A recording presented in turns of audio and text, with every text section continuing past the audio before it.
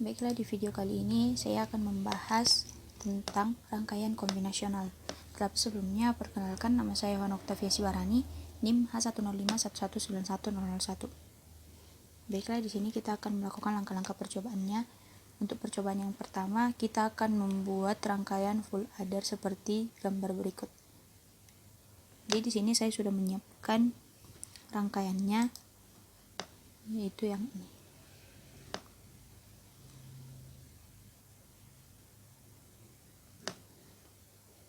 Untuk langkah selanjutnya, kita akan mengubah nilai C-in, yaitu X1 dan X2. Kemudian kita akan memperhatikan nilai output dari S1 dan C-out-nya. Jadi di sini kita akan mengubah X1, X2, dan C-in-nya. Di sini saya lupa. Di sini ketika mengubah nilai dari ketiga input dari C1, X1 dan X2, nilai dari C output dan S1 menjadi bernilai 1 karena arus dari C in langsung mengalir ke gerbang NOR, sementara pada C out nilai inputnya 1 karena arus dari X1 dan X2 yang mengalir langsung ke gerbang N dan ke gerbang NOR dilanjutkan ke gerbang N dan ke gerbang OR dan arus terbuka hingga menghasilkan output berlogika 1 atau menyala. Selanjutnya kita akan mencoba menghubungkan dua rangkaian full adder.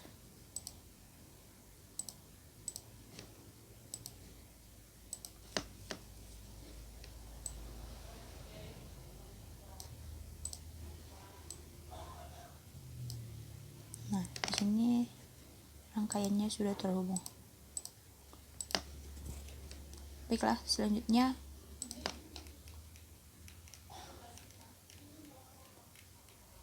untuk percobaan kedua kita akan membuat rangkaian multiplexer.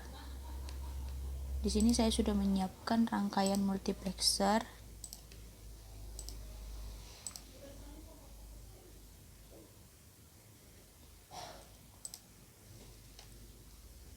Di sini kita akan membuat rangkaian multiplexer dengan nilai input atau outputnya yaitu 4 bit.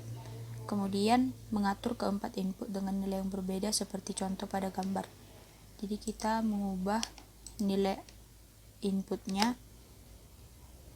Untuk input A jadi 0, 1, 1, 0, input B 1, 0, 0, 1, input C 1, 0, 1, 0, dan input D 0, 0, 1, 1.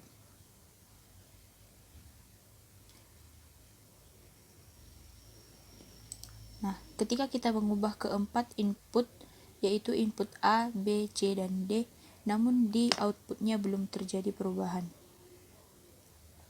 Jadi di sini kita akan mengubah nilai selektornya dan melihat bagaimana input yang akan dihasilkan.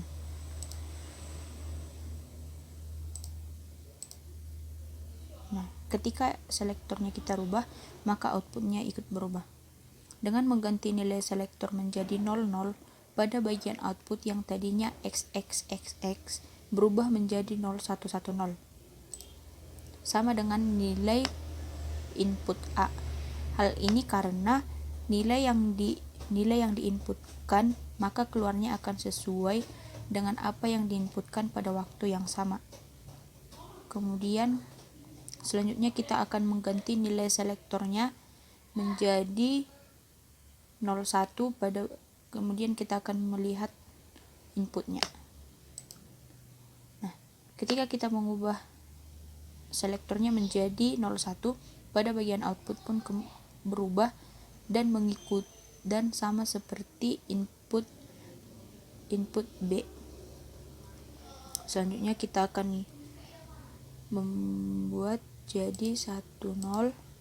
Nah, ketika selektornya diubah menjadi 10 dan pada bagian output menghasilkan 1010 sama dengan input dari C.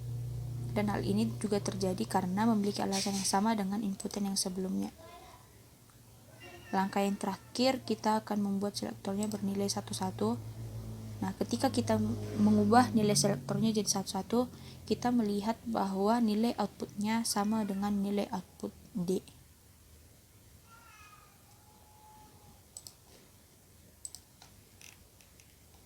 Selanjutnya, untuk percobaan ketiga, kita akan membuat rangkaian priority encoder.